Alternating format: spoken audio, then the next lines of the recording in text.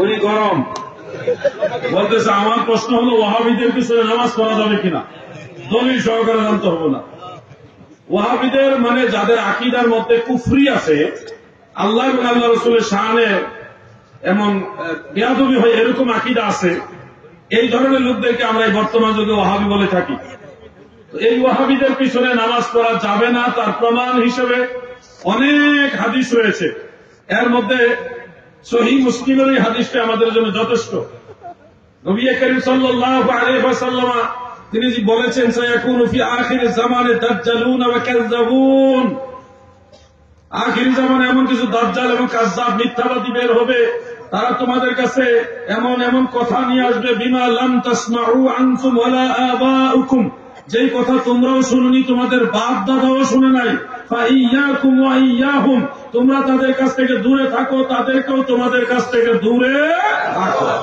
সাহাবায়ে কেরাম মনে রাখবেন, সাহাবায়ে কেরাম তিনারা কখনোই যখন খারিজিদের আবির্ভাব হলো হযরত আলী রাদিয়াল্লাহু আনহুর জামানায়, তখন ওই খারিজিদের কেউ যদি কোনো মজলিসে বসতো, ওই মজলিসও সাহাবায়ে কেরাম বসতেন না। আপনি তো জানেন না, কল্পনা করতে পারবেন না সাহাবায়ে কেরাম আকীদার ব্যাপারে কত কট্টর ছিল। খারিজিদের সাথে নামাজ পড়া, তাদের জানাজা পড়াও নবীজি নিষেধ করেছেন, লা তুসাল্লু আলাইহিম ওয়া লা তুসাল্লু মাআহুম, তারা মারা গেলে তাদের উপর জানাজা পড়বে না, তাদের সাথে জামাতেও নামাজ পড়বে না।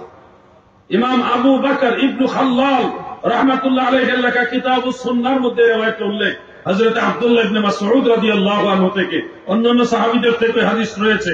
অতএব আমরা যারা আছি, আমরা বাতিল আকীদার লোক যারা, যাদের আকীদা খারিজি আকীদা, রাফিজি আকীদা, মুতাজিলা আকীদা, মুজাসসিম আকীদা, অন্য বাতিল আকীদা যারা আছে, তাদের পিছনে ইক্তেদা করব না। যদি কনফিউশনে পড়ি, সন্দেহের মধ্যে থাকি, সেক্ষেত্রে নামাজ পড়ব, কিন্তু জানা 3 দিনের মধ্যে জানতে পারলে ওই নামাজ দোহরাই নেব। কথা বলছেন? যদি আপনি নিশ্চিত হন এটা বাতিল আকীদার ইমাম, তাহলে তার পিছনে ইক্তেদা করে কোনো লাভ নাই। নষ্ট ইঞ্জিনের পিছনে বগি লাগাইলে কোনো ফায়দা হবে না। Something is better then nothing. কোনো কিছু না থাকার চেয়ে কিছু থাকা ভালো। আপনি তার পিছনে বড় সওয়াবের আশায় গিয়ে জামাতে শরীক হলেন, কিন্তু দেখা গেল আম হয়ে গেছে, সালা হয়ে গেছে, এসে বলে 1 লাখটা পড়েন, তাহলে 2-1 লোক আলাদা জামাত পড়ে। ফিতনার আশঙ্কা থাকলে তাদের কাছ থেকে দূরে থাকবেন। ওই যে প্রয়োজনে নিজেকে ঘরের মধ্যে আবদ্ধ রাখো, জবান বন্ধ রাখো। বলছিলাম এই কথাটা, এইবার 3বার বলা হয়েছে।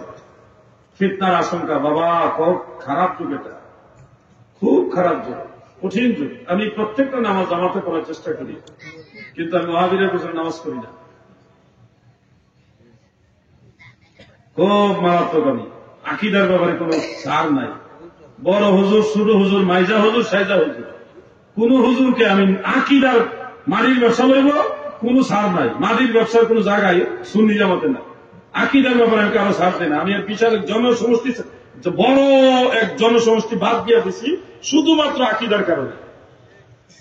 অথচ তাদের সাথে মিলেমিশে একটু তেল দিয়ে চললি হইতো না। আমি চললে মদিনাওয়ালার লাইনে চলবো। সাহাবায়ে কেরামকে গালাগালি করা যাবে না।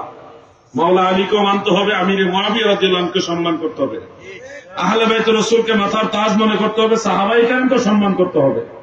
আমরা একটা মানবো আর একটা মানবো না, গালাগালি করবো, এটার নাম সুন্নিয়ত না। সুন্নিয়ত মানে একটা রূপরেখা। আমার পীর সাহেব কইছে আমিরে মুআবিয়া সাহাবী না, এই যুক্তি দিয়া কোন সাহাবীকে গালি দেওয়া যাবে না।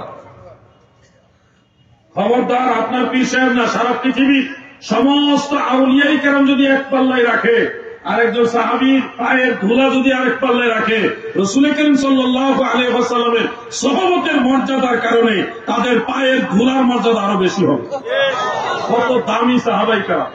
সমস্ত সাহাবীদের সম্মান করতে হবে। আকীদার কারণে আমি বিশাল এক জনসমষ্টি ছেড়ে দিয়েছি। তো আকীদার ব্যাপারে ওয়াহাবিদের সাথে কখনো কনসিডার করা যাবে না। আল্লাহ আমাদের বুঝার তৌফিক দেন, আমিন।